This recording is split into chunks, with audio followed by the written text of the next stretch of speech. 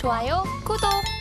STO라는 개념이 그렇게 좀 익숙한 개념은 아닌데 이 STO의 T가 우리가 뭐 흔히 NFT 할 때 그 T, 토큰이잖아요. 자, 이 STO가 무엇이고 왜 나온 것인지 좀 궁금한데 자세히 짚어주시죠. 네. 먼저 전일 호가 단위가 개선이 되면서 크고 작은 변화가 일어났죠. 가장 큰 변화는 프로그램 매매를 주로 하던 기관 투자자와 퀀트 매매를 하던 모든 로직을 다 바꿔야 하기 때문에 기존보다는 적극적인 매수 매도가 어려웠던 날이죠. 또한 호가 단위가 변경이 되다 보니까 네이버와 일부 증권사들의 실시간 호가 표기가 오류가 있던 부분이 있었기에 시행 첫날은 약간 혼란이 있었는데, 자, 오늘의 주제인 STO에 대해서 잠깐 말씀을 드리자면 STO란 바로 쉽게 말해서 증권형 토큰이라고 부릅니다. 이 토큰이라는 단어는 시청자 여러분들께서 어디선가 한 번쯤은 들어본 적이 있을 텐데 맞습니다. 바로 암호화폐와 관련이 상당히 깊죠. 자, 오늘 호가 단위 STO를 주제로 삼았는데 이 둘의 공통점이 바로 유동성이라고 말씀을 드렸습니다. STO 약자는 시큐리티 토큰 오퍼링인데 이게 바로 오늘 다룰 주제인 증권형 토큰이고요. 증권형 토큰은 코인 형태와 그리고 증권의 형태를 동시에 띠고 있는 그러한 새로운 형태입니다. 쉽게 말해서 자산을 토큰으로 한 시스템인데 우리가 쉽게 생각해서 주식이나 채권, 그리고 부동산, 금, 예술품, 특허권과 그리고 저작권 이 모든 영역에 적용이 가능하면서 토큰을 수용하는 것 자체가 자산에 대해서 증명하기 때문에 수익과 그리고 배당을 받을 수가 있습니다. 자, 여기까지는 기존의 주식의 개념과 상당히 비슷하죠. 여러분들의 이해를 돕기 위해서 한 가지 예를 들어보겠습니다. 세계적인 명화인 모나리자의 그림을 이 증권형 토큰으로 잘게 쪼개어 여러분들도 직접 투자를 할 수 있는 것이고, 그러면 여러분들도 진품 모나리자를 소유한 사람이 되는 것이죠. 극히 일부만 있더라도요. 한 가지 예를 더 들어보자면 세계적인 아티스트인 방탄소년단의 노래에 대해서 저작권에 여러분들께서 투자를 할 수 있는 겁니다. 어떻게요? 증권형 토큰의 형태로 투자를 하게 된다면은 방탄소년단의 노래를 재생하게 나온 저작권을 여러분들께서는 기존 주식 배당받는 형태처럼 저작권료를 받을 수 있게 되는 형태가 되는 것이죠. 자, 그래서 앞서 말씀드린 자산들 중에서 주식과 채권은 이미 증권거래소를 통해서 거래가 활발하게 이루어지고 있지만은 부동산, 예술품, 특허권, 그리고 저작권은 완전히 새로운 영역이죠. 물론 지금도 거래 방법이 있지만은 유동성이라는 것이 상당히 부족한 상황입니다. 자, 이러한 상황을 우리나라 정부에서 인지해서 이에 맞춰서 유동성을 증권형 토큰으로 불어주어 넣겠다는 이 바람으로 시작된 것이죠.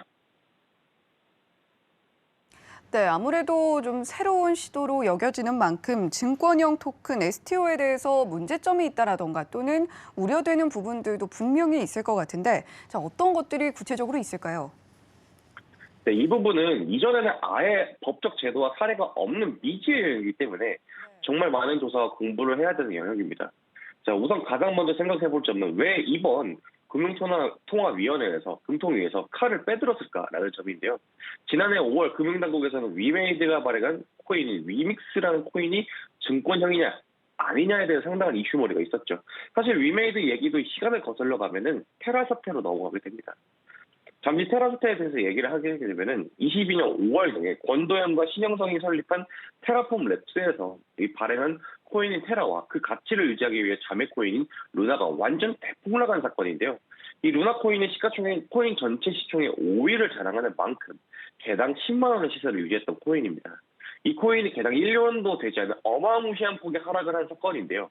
하락률이 무려 약 마이너스 99.999%까지 떨어졌습니다. 그냥 가치가 0에 수렴이 된 거죠. 이 여파로 글로벌 최대 거래소 바이낸스 기준 시가총액 9위, 국내 거래소 업비트 기준 시가총액 순위 4위의 코인이 폭락을 하게 되자 이 여파는 국내에 국한되지 않고 13조 원 규모의 해외 투자 자산가가 파산을 하게 되는데 엄청난 파장을 일으켰습니다. 자, 이러한 피해들 중에서 국내 투자자들 또한 포함이 되어 있었죠. 과거 이런 전력이 있는 데다 위메이드 코인인 위믹스의 폭락까지 겹쳐지자 이 금융당국에서는 외화 유출이 되면서 국부 유출이 순식간에 이루어지는 걸 막는 조치와 더불어 잘못 세워나가는 부분을 막을 필요성을 느꼈습니다. 자, 이에 완벽하게 가상화폐 자체를 법적으로 들어오기보다는 중간 형태인 증권형 토큰이 STO를 제도권 안으로 들어오려는 시도를 지금 진행 중에 있는 겁니다. 네, 루나 테라 사태를 떠올리면 큰 충격이 그때 당시 충격이 고스란히 좀 전해지는 것 같은데 그 중간 정도의 역할을 할 수 있는 STO를 도입하겠다 뭐 이런 요지다라는 이야기 해주셨는데 자 그렇다면 이렇게 증권형 토큰 STO가 제도권 안으로 들어오게 된다면 어떤 여파가 좀 있을까요? 네, 현재 우리나라 현행법상 증권 상품은 법적으로 지분 수익 투자 계약, 그리고 채무, 파산 결합, 증권 예탁 증권 등 6가지 형태로 분류를 하고 있는데 여기에 해당하는 코인들은 증권용 코인으로 분류될 확률이 가장 높아집니다. 만약 정부 주도의 증권용 토큰이 상용화된다면 어떻게 해야 될까요? 증권용 토큰은 기존의 가상거래소에서는 취급이 불가능할 겁니다. 앞서 말씀드린 제2차 피해를 막기 위해서 강력하게 제도권 안에서 감리 감독을 하겠다는 명분은 나온 투자처이니까요. 자, 그렇다면 기존의 유가 증권 시장인 코스피나 코스닥에 상장된 주식들에 적용되는 룰이 증권용 토큰에서 그대로 적용될 가능성이 상당히 큽니다. 자, 그렇다면 증권용 토큰은 KRS, 다시 말해 한국거래소 취급할 가능성이 아주 높아지죠. 그렇다면 자체 거래소를 운영할 가능성도 있지 않을까요? 맞습니다. 자, 이번 소식에 미리 부산시에서는 움직임을 보여주고 있는데 부산시에서는 자체 거래소를 활성화시켜서 지역 경제를 시범적으로 진행해 부산시의 지역 경제를 증권용 토큰으로 발행을 해서 거래하는 움직임을 보이고 있는데 이에 관련해서는 지난 19일 부산 디지털 거래소 추진위원회 전체 회의를 통해서 나온 내용을 언론에 대내적으로 공표를 하게 되면서 우리가 이렇게 시장을 개척을 하려고 있다 이런 움직임을 보여주고 있었습니다. 좋아요, 구독!